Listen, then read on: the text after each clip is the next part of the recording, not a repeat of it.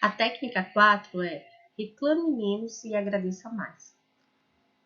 Então parece até frase, né, de início de ano, mas não é. Para você provar que amadureceu, terá que aprender que recebe das pessoas mais do que ela merece, né?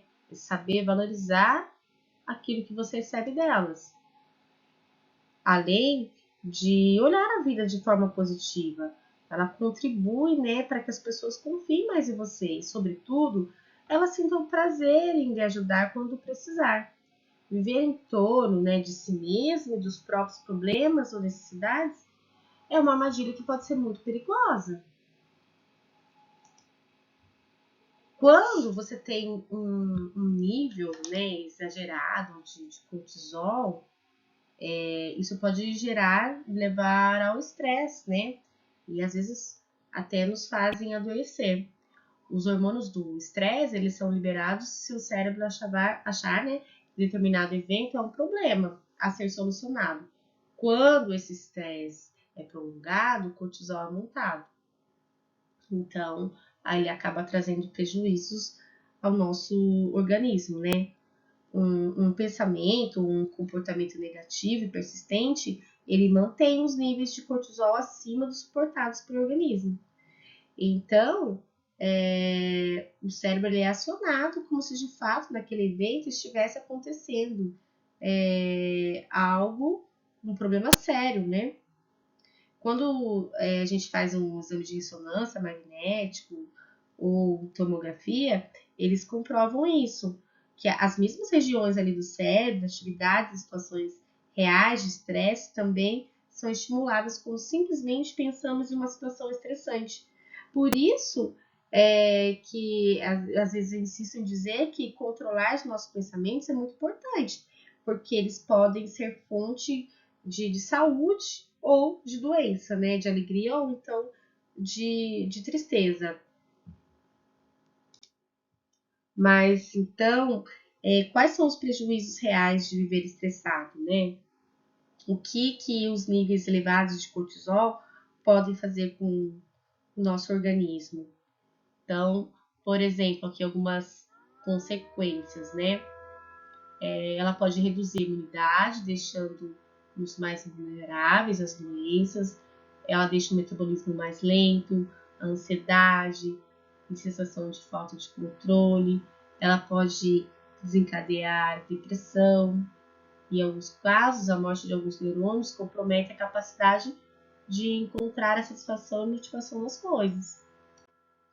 Aqui, ó, a gente pode analisar a junção do tempo parietal, que está relacionado com as escolhas altruístas e a generosidade.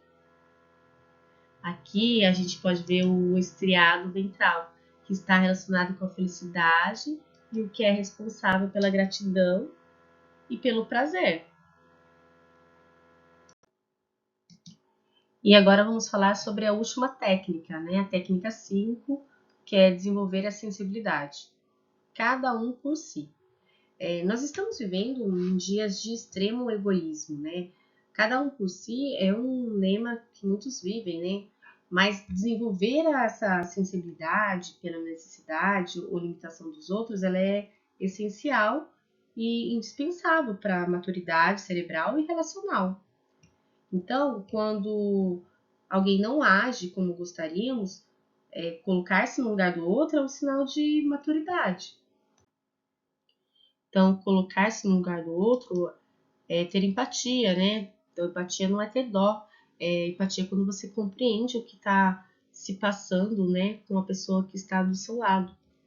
Um outro exemplo que a gente pode trazer é quando você tem um chefe, né, que lhe cobra, já pensou que ele pode estar sendo pressionado pelo seu superior?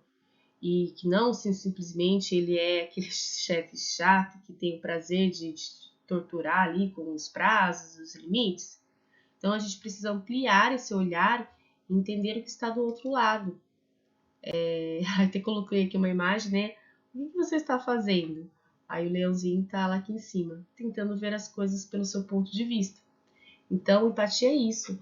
É quando você consegue compreender, ter esse olhar, né? mais amplo, né, do que está acontecendo ao seu lado. Então, ajudar os outros, que seria o altruísmo, consiste em experimentar, né, o prazer da generosidade. Então, quando a gente tem uma boa ação, a gente dedica aos menos favorecidos, isso traz um bem-estar emocional. Existem alguns cientistas, em qual eu li uma matéria e o próprio artigo científico do Dr. Ulrich Meier, eu não sei se é exatamente assim que pronuncia, ele fez algumas verificações que gera que boas ações, elas ativam os centros cerebrais do prazer. Tem até o núcleo caudado e accumbente. Então, essa descoberta ele fez quando ele verificava que o cérebro, né, de algumas pessoas, quando elas faziam contribuições obrigatórias, e também tinha uma satisfação maior ainda quando essas contribuições eram voluntárias. Esse estudo, né, que sugere que a generosidade é algo natural no ser humano, ele não precisa estar necessariamente ligado às recompensas externas. Esse próprio Dr. Ulrich disse: o interessante é que esses centros de prazer estão ligados às necessidades realmente básicas, como comida, sexo, abrigo e conexão social.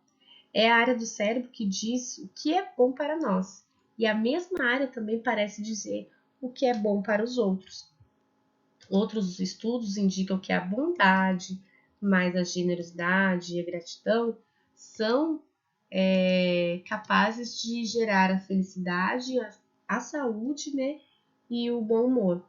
Então, resumindo, o altruísmo seria capaz então de diminuir o estresse e gerar uma sensação de bem-estar interior.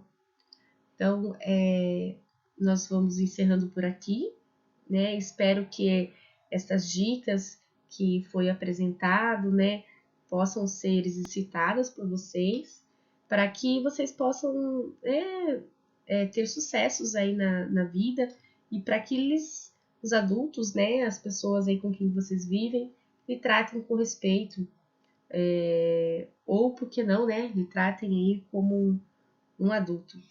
Então, talvez você sinta algumas dificuldades em alguma outra técnica, mas persistir torna a tarefa cada vez mais fácil. Lembre-se disso. E até mais!